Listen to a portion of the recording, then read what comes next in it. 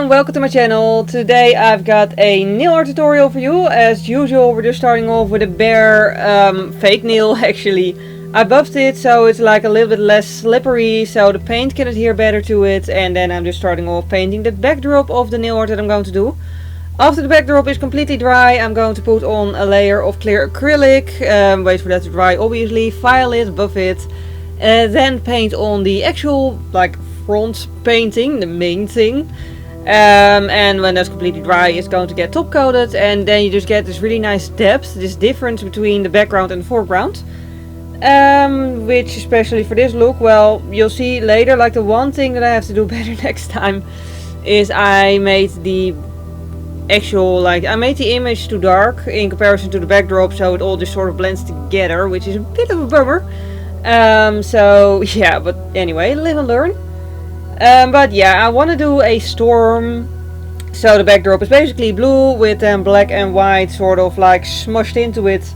And then I'm just going to do a ship and thunder. Well, lightning actually. Thunder is a sound, you can't really paint that, but lightning. And the theme of today is the Flying Dutchman. Of course, it's one of the most famous myths of the Seven Seas. Everyone knows the story of the Flying Dutchman, whether you've heard it from Pirates of the Caribbean or theme park rides or books or whatever. There's heaps of stories. All the stories are slightly different, but the classic version, I suppose, or at least the most classic version that I could find, is that the Flying Dutchman, well, basically before they were the Flying Dutchman, it was just a captain on a ship, well, duh, anyway, who decided to sail out to the sea on Easter Sunday, which was really bad because it's not good to sail out on a Sunday, and especially not on Easter. So everyone told him that he shouldn't, and he was like, screw it, I'm just gonna do it anyway. And then he got cursed, his ship sank, everyone died, he died because he was included in the everyone. Yeah. Anyway, and then he was doomed to sail the seven seas forever. As apparently happens if you decide to sail out on Easter Sunday. I mean, I don't know, I've never tried. Might not be the best idea apparently.